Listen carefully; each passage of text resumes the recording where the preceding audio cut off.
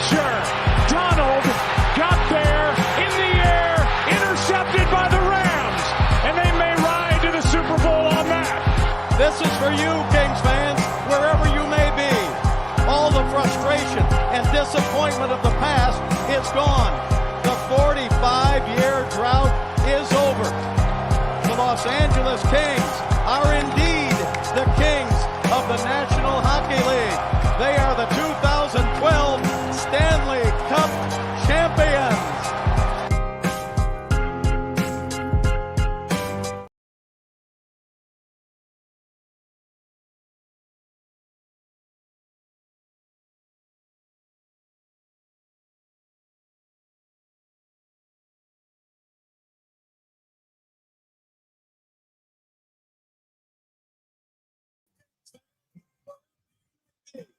All the frustration and disappointment of the past is gone. The 45-year drought is over. Los Angeles Kings are indeed the kings of the National Hockey League. They are the 2012 Stanley Cup champions.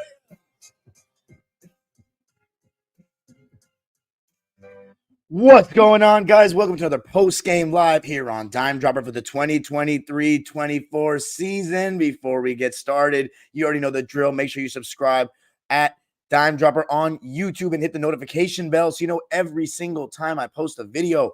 And you can also find this podcast on Spotify or Apple Podcasts. And follow me on social media at Twitter and Instagram at Dime Dropper Pod for all things LA Clippers, LA sports, and NBA 30-piece on the buns. You know how I relish this, how I've been waiting for that series against them for 18 years. I want the buns fully healthy. They are so lucky they dodged Kawhi for 2 series. The luckiest team. You know what I got to say about Phoenix? Here's what I got to say about Phoenix, besides the fact that they need their AC and AZ. Hot as shit. Let me tell you something about them. They are the absolute epitome of so close yet so far in the NBA. See, the Clippers, we were a poor organization, the poorest in the NBA for decades. They had Jerry Colangelo running their franchise, who was one of the godfathers. He walks on the court and they chant, Jerry, Jerry in Phoenix. Yeah. They had Connie Hawkins, their second year of existence. They won a coin toss that got them Connie Hawkins. And then they had Walter Davis, Dennis Johnson, a bunch of good players. They got Charles Barkley and made the championship. They made it to the finals in the mid-70s. Besides 2010, when they were poorly run with McDonough, because even though Sarver's a piece of shit, McDonough was a bad GM, but James Jones has done a decent job. You can make a case that this Beal trade was a little unnecessary, but they've always been competitive. They've always been in the mix. 7 seconds or less. Let me tell you something, though. They've always been kind of easy for me to hate, though, since 2000, since I've been alive. I don't like – everybody knows how I feel about Mike and Tony. The D is silent for a reason. Dude, I think if Mike D'Antoni wouldn't have a great time walking around in Los Angeles, honestly. I think people don't like him here. He's a fraud.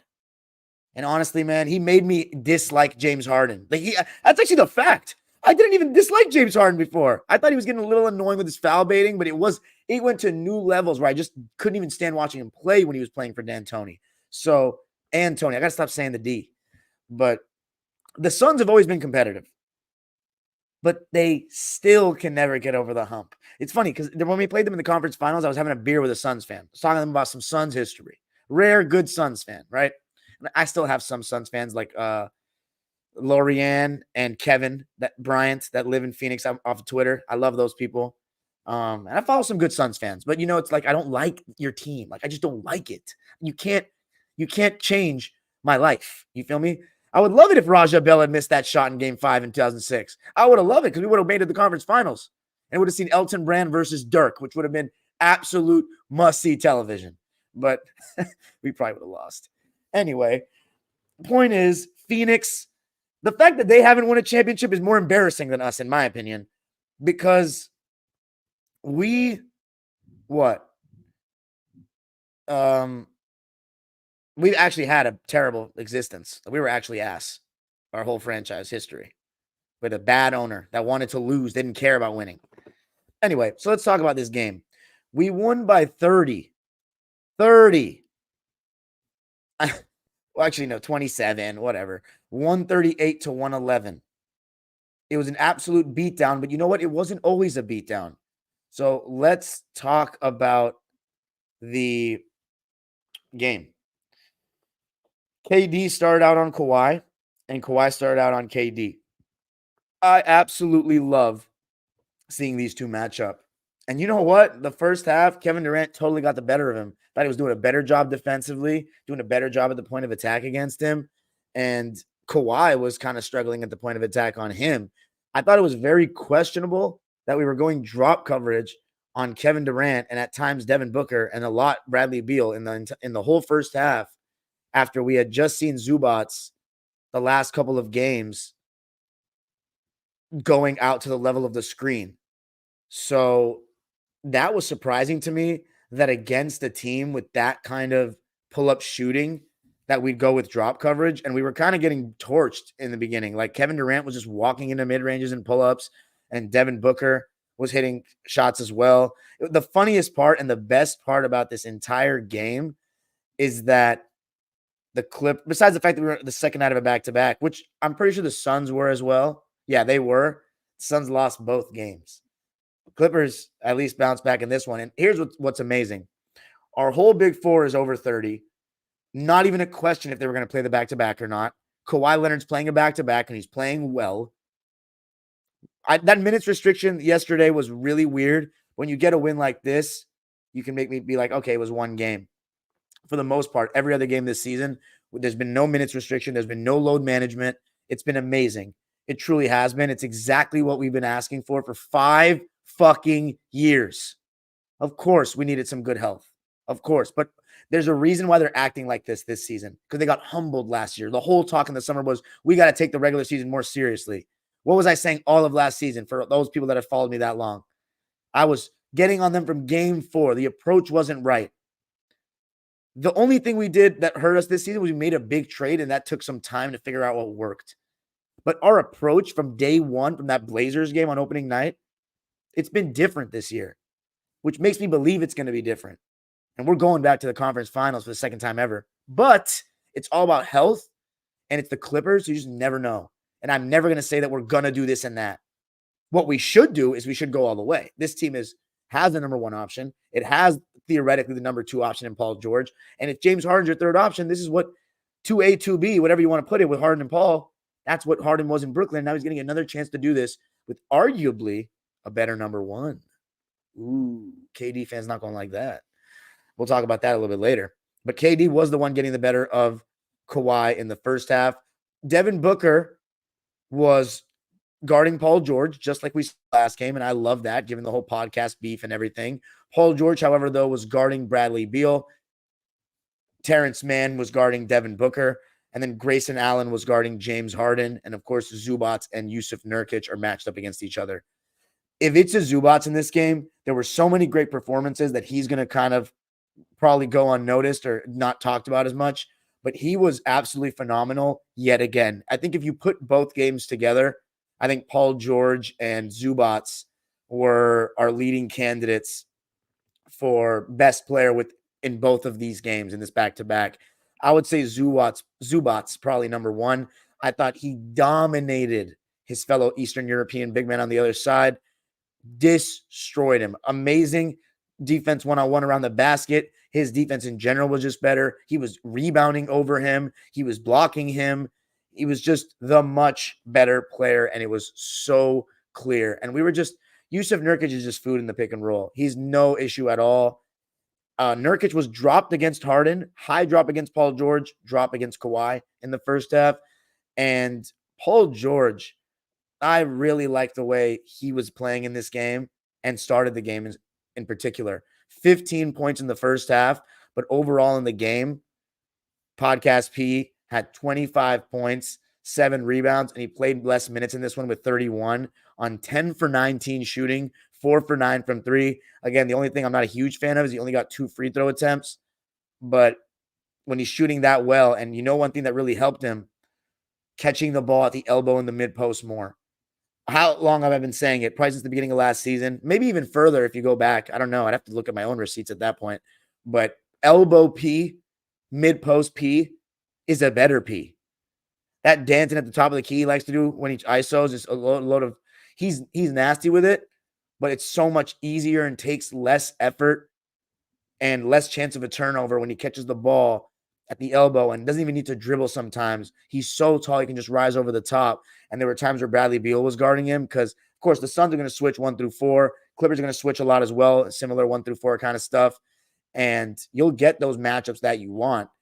Paul George right over the top of Beal, and I just absolutely love it when he catches the ball there, and he was showing it tonight, making things look easy.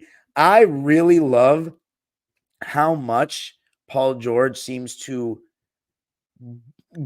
dislike the Phoenix Suns. I'm just going to put it that way. It seems like he does not like them, which is amazing. I don't want us to like them. We need more teams hating each other again because that's more fun. And I've never really got to see that culture in my time watching basketball, sadly.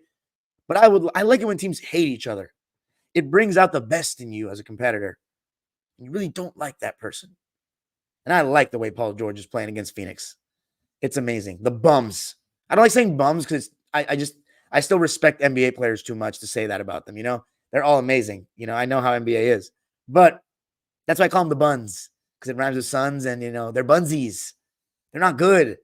Like I've told y'all before the trade, I thought we were better than them. Like they're not special. Here's the thing though. There's still going to be a potential like team to make it to the second round because they have 3 guys and it's going to be tough tough defensively to stop them. But they have no point of attack defense, and they're making KD and Booker play too hard defensively.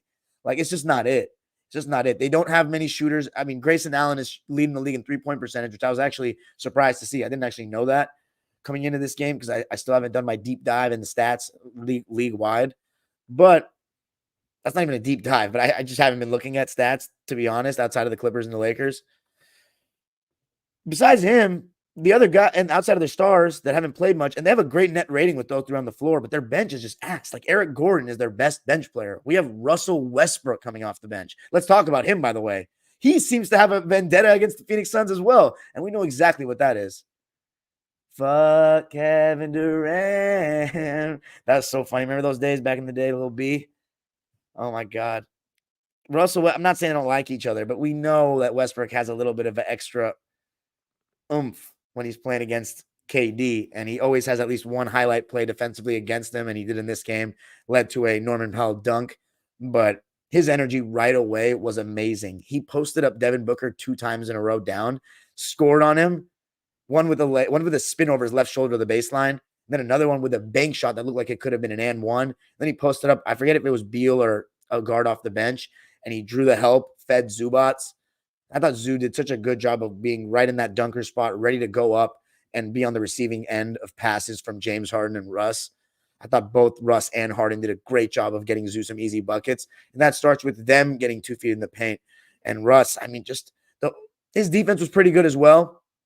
There was one time, though, where I got really mad at him in the first half where he helped, but he didn't actually recover on a man, and he was just going for a rebound very clearly. Like, that type of stuff you cannot hide from me. Like, I see what your agenda is, bro. Like, you want to get a rebound, I get it, but you should probably be picking up, man. Like, we have 2 guys in the paint already. But anyway, that's a very minuscule thing. I thought Russ was amazing, and I thought it was crazy that he didn't start the second quarter. He only got a couple of minutes, and the fans were not happy or the stands. They were mad on Twitter. And honestly, I don't blame them in that moment because it took a little while in the second quarter for us to create separation. It was a very neck and neck game for a while. But the Eclipse started creating some separation with PG, T-Man. I'm going to get into my Terance Mann rant later. But he was hitting his 3-ball, obviously playing solid defense. I thought, Book and KD were doing a really good job in the mid-range area. And what's it called? Yeah, just very solid job in the mid-range area. and snaking those screens. And KD's shot making in the first half, I was in awe of it. Like as I have been so many times in his 17-year career now. He is truly special.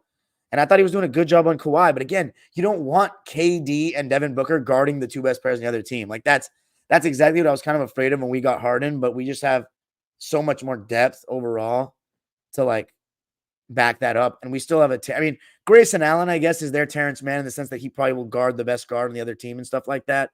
But the Keita Bates, the Ops, the Josh Okogis, Yuta Watanabe, like these guys aren't clearly moving the needle for them offensively to get into the rotation. But anyway, let's talk about Kawhi. I thought he was still efficient in the first half, but despite only shooting 6 shots. Harden at the end of that second quarter really started dictating and creating some good things in the pick and roll. Hit his mid-range, which I love. Remember, one of my biggest issues with Harden was he didn't embrace the mid-range, as I was talking about earlier with D'Antoni. But I like that since he's gone to Philly, he's taken that shot, and it shows that he can still make that shot. Remember, in like 2015, like 2016, those years, he was taking shots from everywhere on the floor. It's that Morey ball, it's that D'Antoni ball, the analytics, discouraging that.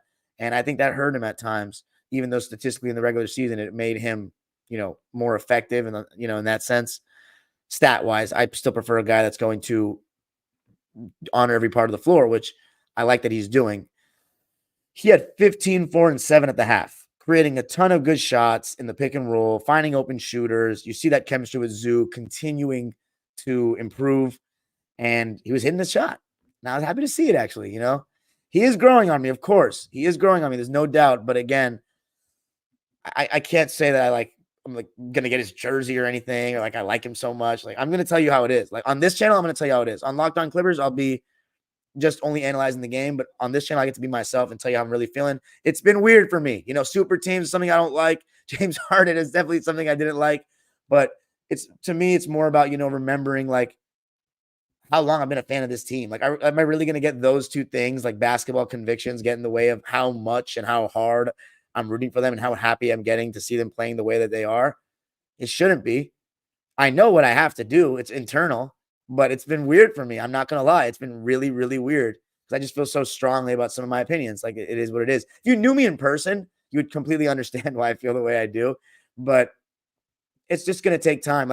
I'm not gonna lie. Playing against teams like Phoenix that I really want to beat, losing to the Lakers and seeing them talk shit, and at the same time they're still talking about my team, the Clippers.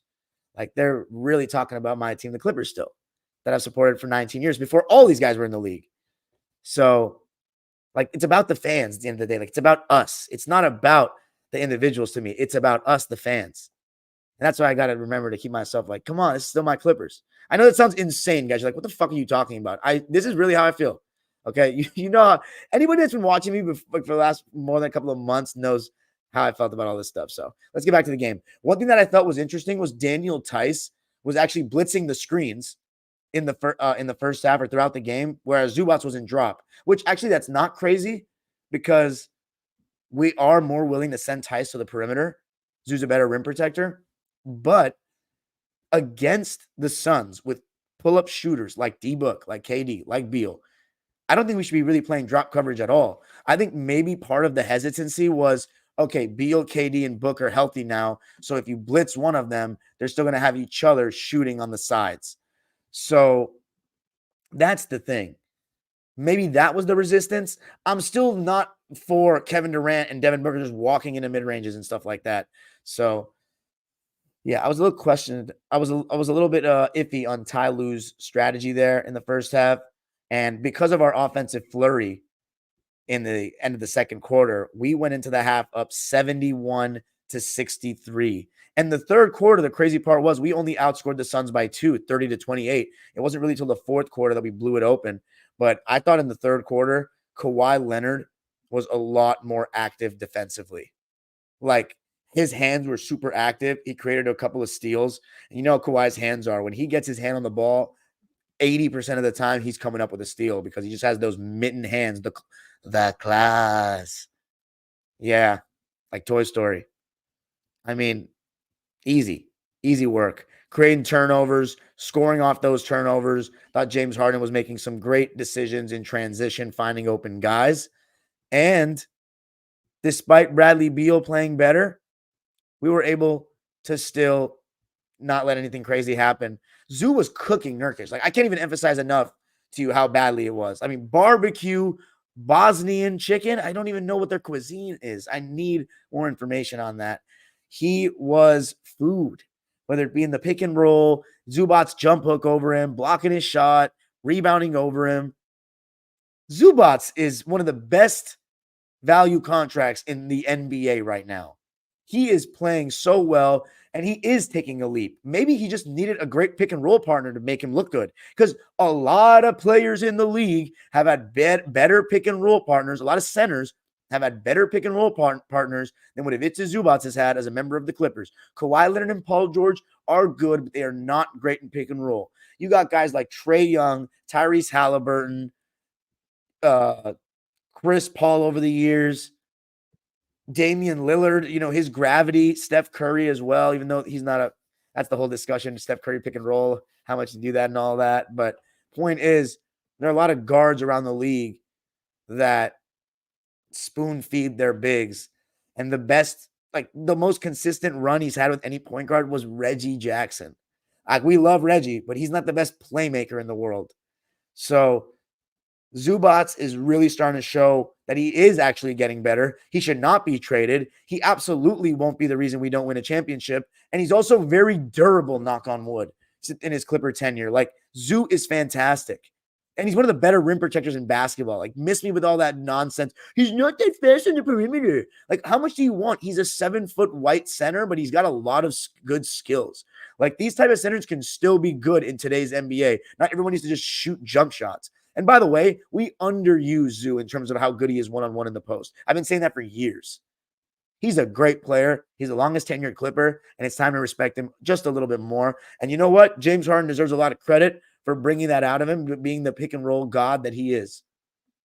Now, let's talk about the third quarter. I think Harden was still very good. They were blitzing him, though. They made the adjustment. They were not going to just let him walk into shots anymore. And I thought we were doing the right things. Moving the ball, getting good shots. Paul George and Kawhi were looking good. Kawhi now started scoring on he scored on KD with a little follow-away jumper and looking for a shot more. Just very aggressive approach from Kawhi in that third quarter. The Suns actually went to a little small ball with no center out there, and Zoo was feasting, and Russ, he came back in and was everywhere. I loved how active he was on the glass. I loved that he was cutting to the basket when they were loading up on him or loading up off of him.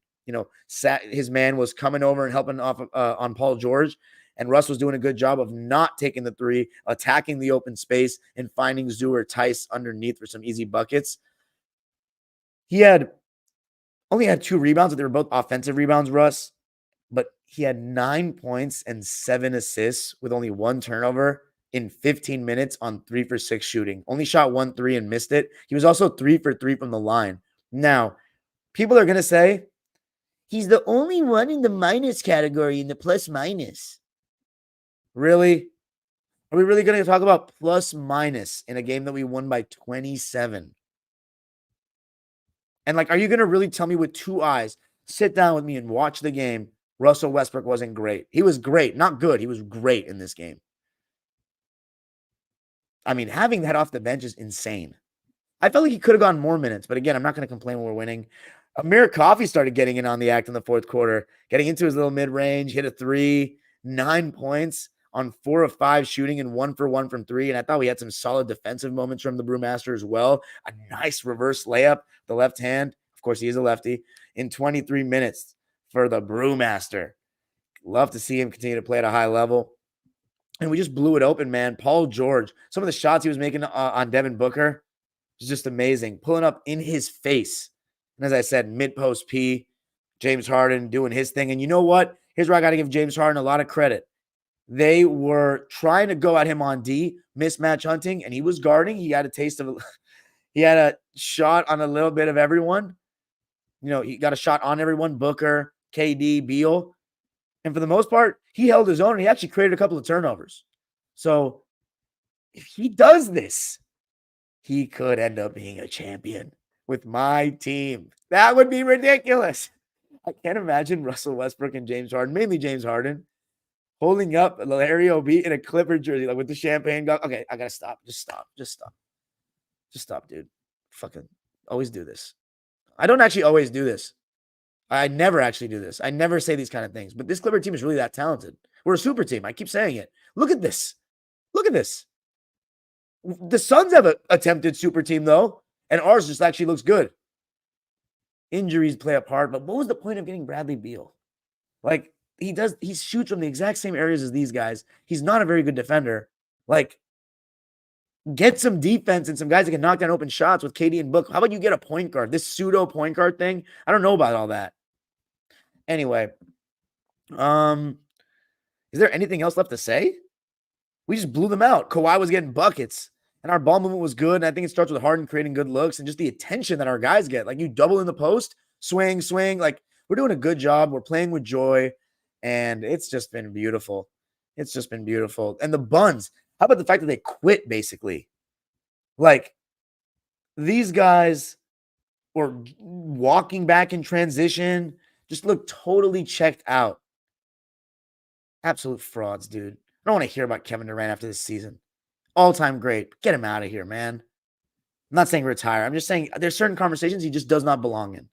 Like, stop comparing him to Larry Bird. Like, let's stop doing that. Anyone that does that just doesn't know the rules of the 80s or just doesn't know what Bird did or never watches him play or watched him play or ever talked to somebody who did. You see Tween Hezzy splash and you think KD's just better than him because he's one of the most aesthetically pleasing players in the history of basketball because he plays now. He's not better than Bird. It's not a conversation. It's more about he's in the conversation with like Dr. J, John Havlicek, Kawhi, Rick Barry, and those guys. But I will say this, though. His influence is a lot bigger than everyone I just named. KD's an icon. I still think KD's probably top 20 player of all time. I don't have a list. That's why I say probably. But he's in there for me. He's special. But, like, he's never going to win a championship as the clear-cut man, ever. I said this in 2022. He's never going to do it. Never. And he's had so much talent. So much. If Kawhi wins a ring with the Clippers, he's top 5 small forward to me all time. And you know me, I don't do that all-time stuff like that because I actually study the history like no other my age. So let's read the lines before we get to the comments. Clippers win it with the 37-20 fourth quarter, 138-111. The defense just tightened up in the second half. Kawhi Leonard especially. I thought Paul George had another really solid defensive game. I'm so happy with the way Paul George has bounced back since Kawhi came back after some of those shaky performances without him. And James Harden, uber efficient. So let's read the lines. First for the Bunsies, who I still really relish playing in April. Oh, I want them to play them so bad. I need this, guys. And I just want to win a ring before Phoenix. Oh my God, that would be a menace. The Suns shot 49% from the field, so their offense really wasn't that bad, but 33% from three, 86% from the line, 25 for 29. So they shot 6 more free throws than us, but we shot 8 more field goals than them, and we shot 62%, oh my God, from the field. So total night and day from yesterday. Is that partially because the Lakers' defense is a lot better than Phoenix? You bet. But we just also made shots. Like, we're too good of a team that any defense that's not insanely elite, and the Lakers are not insanely elite, is going to really hold us down and lock us up like that and can do it consistently. Like 2 games in a row to shoot poorly, we're too good for that. By the way, another sellout for the Clippers tonight. And if you've noticed, I'm not at the game tonight. Yeah, my 4th game I missed. I said this earlier, though. I had 2 practices to coach. But, yeah, so the Clippers have won 20 out of their last 26 games. That's pretty damn good. 20 out of the last 26. The James Harden trade is looking like a complete success right now, and I'm looking like an absolute idiot. But my concerns were always about the postseason. I knew that Harden would make us better in the regular season. But I will say this. Nobody ever told me, well, what if Russ... Well, actually, they did say, what if Russ comes off the bench? And I said he would never do that. So that's where I was really wrong. But the fact that Russ is coming off the bench, like if you had said, well, Russ is going to agree to that, he's going to be an amazing sport about it, and Harden starts, I'd be like, yeah, we might have a better chance to win a championship then. But I still am a little... We'll see about the playoffs with those 3, Russ, PG, and Harden. But I'm enjoying the process right now, right? You got to enjoy it. I mean, the playoffs are stressful.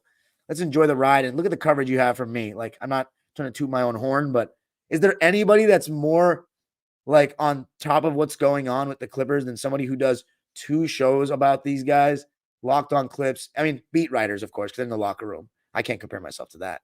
But talking to fans, though, like, I'm trying to be for the fans, you know? I want to give fans a platform. It's all about you guys. Like, it's all about you guys. Even if you're a fan of another team, especially if you support your local team, I really love that. Or stick with your team for a while, have some kind of story behind it. I really do resonate with the local fans or people that are fans of whether the team that they're from originally or whatnot. But I just love loyal team fans. And I want to give you guys a voice, especially my Clipper fans and my LA sports fans. Even if you're a Laker fan, you know, this is a platform for you guys as well. So why do I keep going on these tangents before I'm done finishing the lines?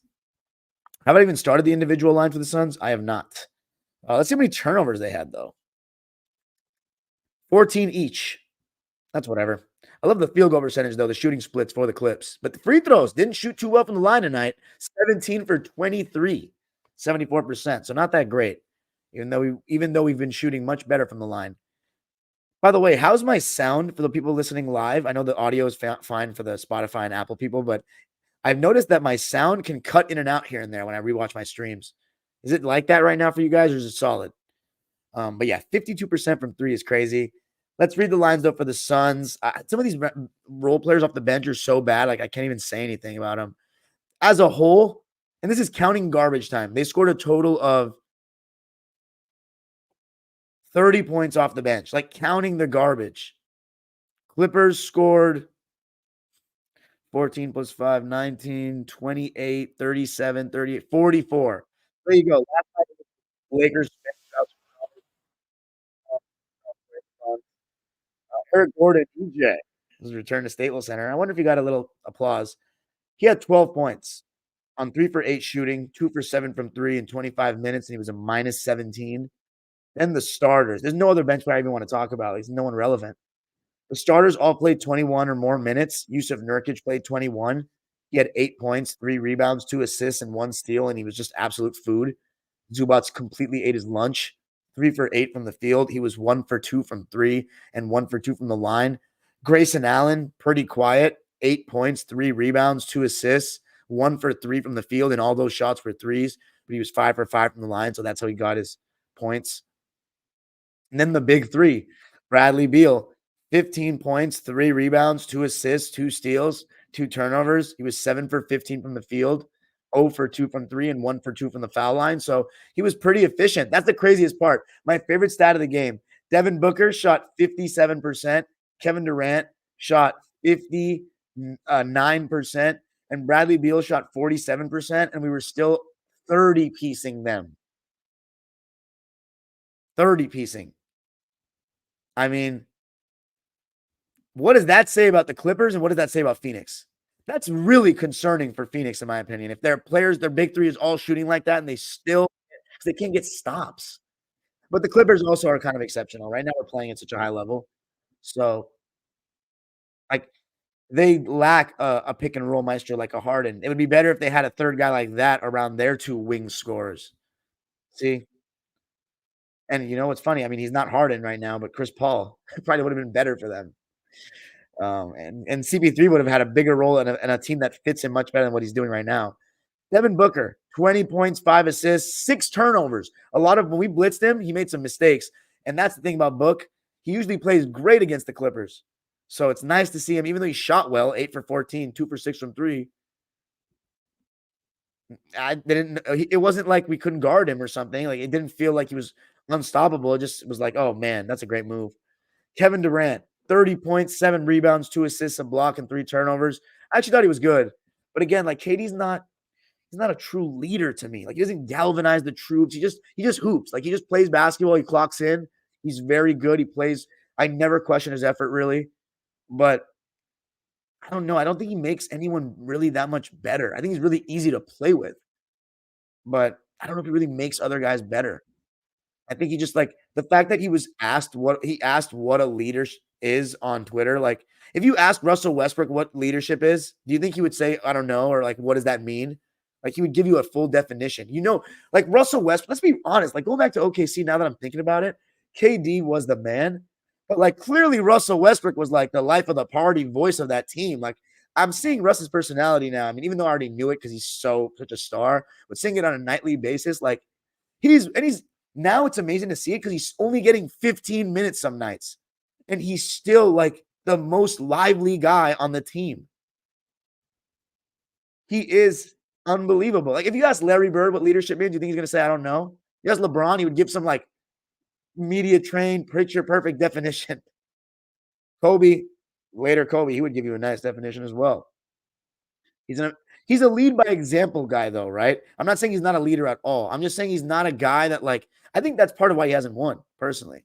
Like, he's a lead by example guy. He has an amazing work ethic. You can't question his effort. Like I said, it's similar to Kawhi to me. But the thing about Kawhi that makes me a little bit higher on him than KD, not all time because Kawhi's been too injured. But if Kawhi wins one more ring, I would. If he wins with the Clippers, like, I might start saying ridiculous things, honestly, at that point, because he would be my favorite player of all time if he wins a ring with the Clippers and, like, wins Finals MVP. Ah, man, if Russell Westbrook wins a ring with the Clippers, here's the funny part about Russ, though. I love Russ so much, but when I make my point guard rankings, you guys are going to be so mad where I put him because there are certain things Russ does that I can't rock with. Like, all right, let's not get too crazy. I'm not going to try to make you guys too mad when we're winning games, and I love Westbrook, but personal fandom differs from what I actually, like, think about players' skill sets and whatnot. But anyway, Mr. Lennett, we talking about the Clipper stats right now, guys? We doing that? Oh, yeah, so I finished with KD. Like, yeah, I don't got much to say else. We'll see how the rest of the season goes on for Phoenix, who's 19-18 on the year. They're 8-7 on the road. So mid. But of course, you have to cut them some slack at the fact that their big three hasn't been healthy. And when you build a roster like that, where three guys are getting paid a bunch of money, and you just have, like, the 2022 Lakers, like, you have a bunch of vet min contracts, you're going to need them to be healthy, and you're going to need them to play, gain some chemistry together. Clippers chemistry looks night and day from them. Let's talk about the 9-man rotation we played. Daniel Tice, very solid shift. 6 points, 3 rebounds, 3 assists, right place, right time, high effort, bounce back game for him. 1 steal, 1 block. He was a plus 15 off the bench, shot 50% in 14 minutes. And you saw a little bit of garbage time for Mason Plumlee. I'm very comfortable keeping Tice as the backup center right now. I already talked about Amir Coffey, 9 points on 80% shooting and 100% from 3, 1 for 1. How about Brandon Boston coming in for 5 minutes and having 5 points and cooking a bit? That was fun. That was really fun. I love Brandon Boston. Homegrown. I love the homegrown. Norman Powell. How good has he been this season? I mean, he's just perfect for this team. Catch and shoot, attacking closeouts, microwave kind of score, and uber efficient. 14 points, 5 rebounds, 1 assist on 4 for 6 shooting and 2 for 3 from deep. How about that? 66% from the field and from 3 and 4 for 4 from the line. For Norm. See, I don't like calling him Stormin Norman because that's Stormin Norman Nixon. Like, I know they call Norm that, but come on, it's such a copy. I don't like doing all that. But go Norm. Great UCLA Bruin. And also, great Clipper. And an NBA champion, don't forget. And we had really people trying to say we should trade him before we got Harden. I understand, though, the premise of, like, thinking we're going to need to give up some offense to get Harden. But Morey wanted expiring contracts. How about I was talking about Westbrook. Goatbrook, 9 points, 2 rebounds, 7 assists, 2 steals. I just like the intensity. The body language is just crazy when he plays Phoenix. Like, he's on some different stuff. And then, is that all the bench? Yeah. Starting lineup. Zubac. Oh, my God. Listen to this stat line. 19 points, 8 rebounds, 3 assists, 1 steal, 1 block, 0 turnovers. 8 for 9 from the field. The only thing I don't like, free throws kind of regressed back to what we were seeing in the beginning of the season. 3 for 6. He actually missed free throws in 28 minutes of play, but 19-8 on 8 for 9 shooting. He's just been one of the I can't speak on this because I don't watch every single team like that, but I would be hard pressed in this 26 game stretch that we've had to find 10 better centers in the NBA. Like, he's really been that good. I saw someone DMing me, much respect to him if he's listening, talking about should we trade for Clint Capella because he's good with Harden. I watched the Hawks. Their fans want him gone, like right now. Like he looks so washed. It's crazy. He has no lift anymore. He still gets a couple of blocks, and it's crazy because if you look at his stats, you could never tell. But when you watch him play, he just does not have the same lift anymore. And he plays soft, softer than even Zoo does. Zoo is much better than Capella. How about Terance Mann? He's back, ladies and gentlemen. He's back. New year. All he needed was a new year. I don't know what he did on New Year's Eve, but now he's shooting like the Terance Mann that I remember him shooting like. And when he does that, his defense is good. His defense is almost always good, but it's even better when he's making shots. Because anybody that's hooped knows sometimes when you make shots, you just got that little extra bit to put in on the defensive end.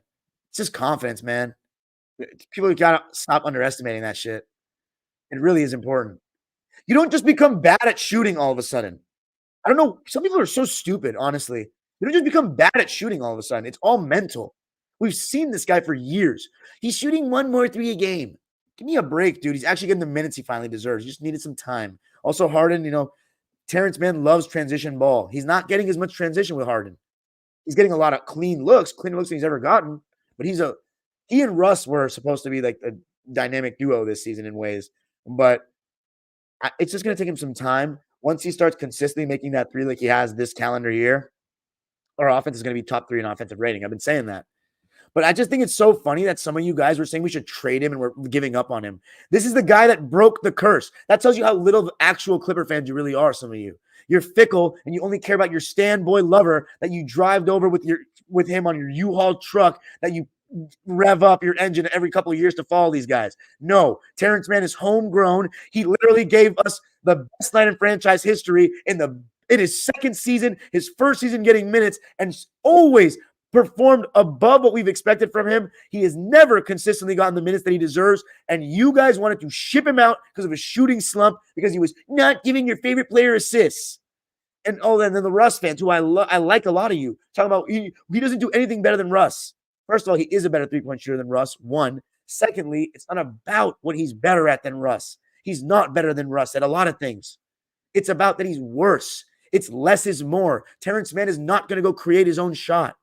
He's not going to look to do that. He's going to let Harden, Paul George, and Kawhi do it. We don't need more shot creators in that lineup. It sucks for us. It really does. But Terance Mann is the type of guy you put next to stars.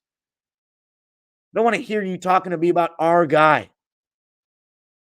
He's cooked. Some Clipper fans also being ridiculous. Give him at least a season. Give him till the playoffs to start writing him off like that. Some of you are so fickle. You might be saying, aren't you the one that wanted Kawhi and Paul George to pack their bags after this, or the Clippers to trade him? Yeah, I did. And I'm hopefully going to be extremely wrong. Right now, I'm looking dead wrong. Terance Mann, though, has only been huge and available for us, though. Man, look what he did. That game, I can't emphasize enough what people think about Game 5, too. That dunk on Gobert. This wasn't just one game. Everyone says it was just one game. No, it was not. Did you watch Game 7? I have a vlog on my channel. Go check it out.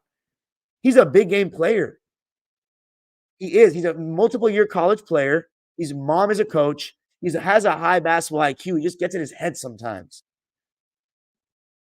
And I had good basketball minds, legit good basketball minds saying that, he sucks. He's doo-doo. I'm not saying he's some amazing role player, but he's very good at what he does.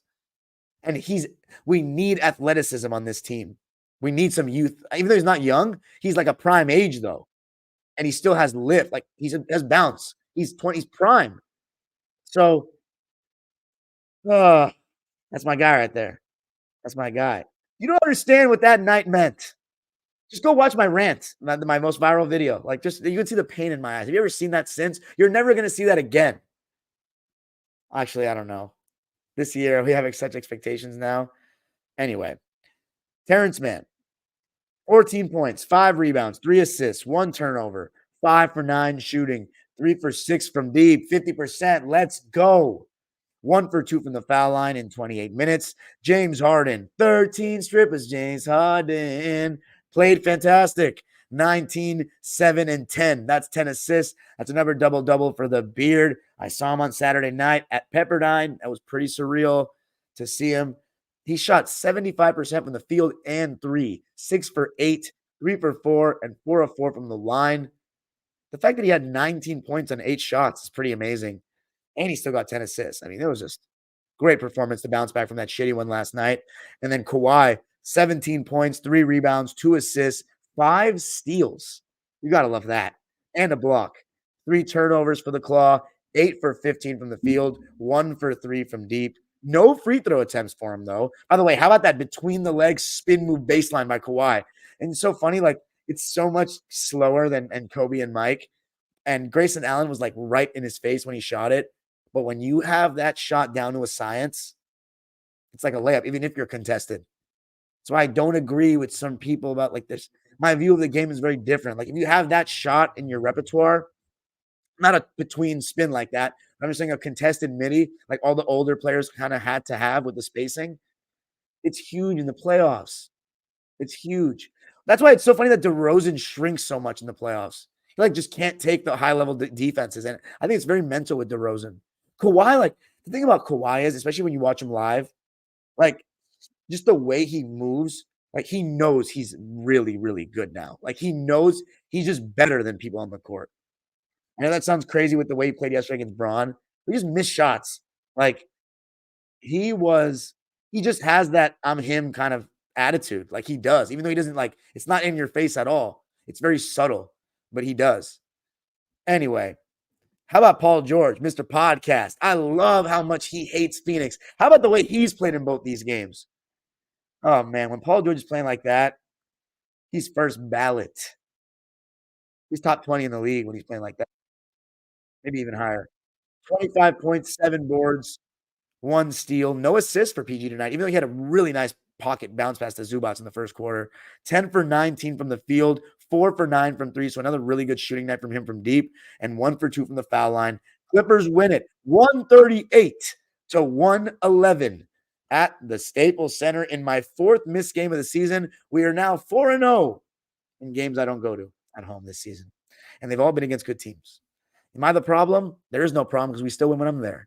We're also 15-4 at home, and we got 7 straight sellouts. People are starting to see what's happening with this team. Thank God I got the best season ticket deal in the history of mankind. And shout out to my Section 207. The atmosphere sounded good again tonight. I couldn't hear much Sun stuff, even though they usually bring a solid pocket of fans.